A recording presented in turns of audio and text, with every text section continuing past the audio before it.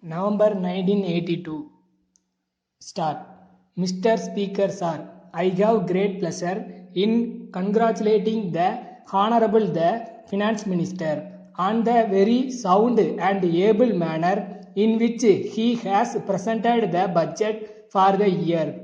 I do not do so in a conventional manner, but I do so very sincerely because I feel that in spite of the fact that the ministry entered office only in the middle of July last, it has done its very best to present a budget which to a large extent tries to serve the people of the state. I may assure the finance minister that we on this side of the house are always prepared and ready to give our entire support to the government in all proposals and schemes that they may undertake for the improvement of the condition of the masses of the state. It was really difficult for the Honorable Minister in this short period to change from the old method of preparing the budget. He had necessarily to accept the estimates that were already made by the previous ministry or by the previous government. I would like to make in this connection a few observations on one or two features of the budget. In doing so, let me assure the Honorable the Finance Minister that I do so not in a spirit of criticism, but I do so in a spirit of placing the other side of the picture before him so that he may adopt such course as he thinks fit for the purpose of remedying the defects wherever possible. First, we are to a certain extent sorry about the way in which the lot of the agriculturist has been dealt with.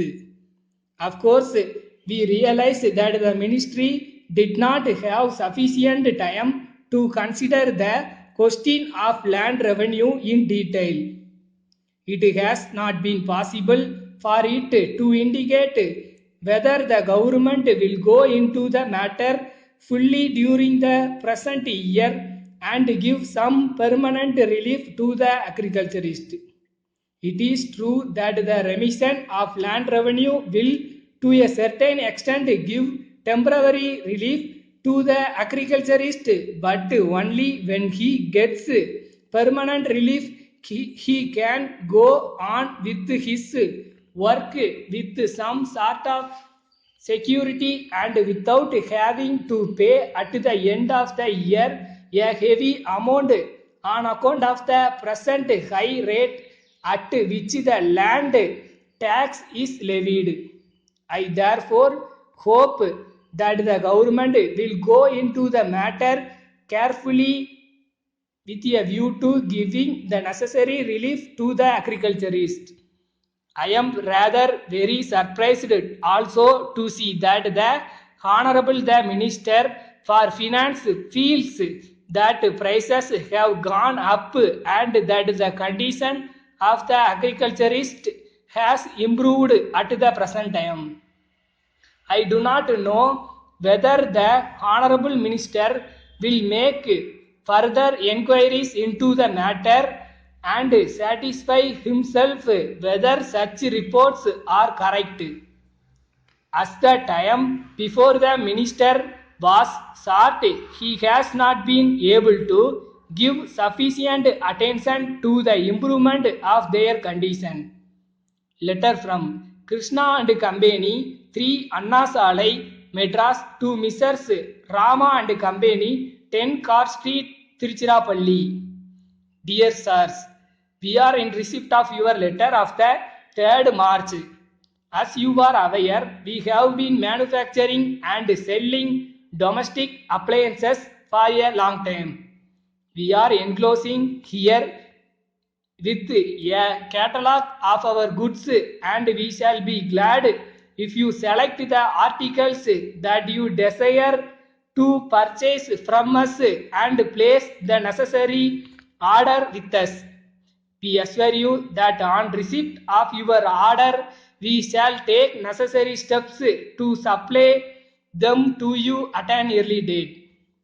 Normally, the, normally the good will be supplied to you within 2 weeks from the date of receipt of order. As a special case, we shall try to supply you the goods required within a week from the date of receipt of order. One of the terms and conditions of sale is that if any of the goods are found damaged or are not working properly, we shall be pleased to supply fresh ones in their place. It should be brought to our notice within a week from the date of receipt of goods by you. Yours faithfully.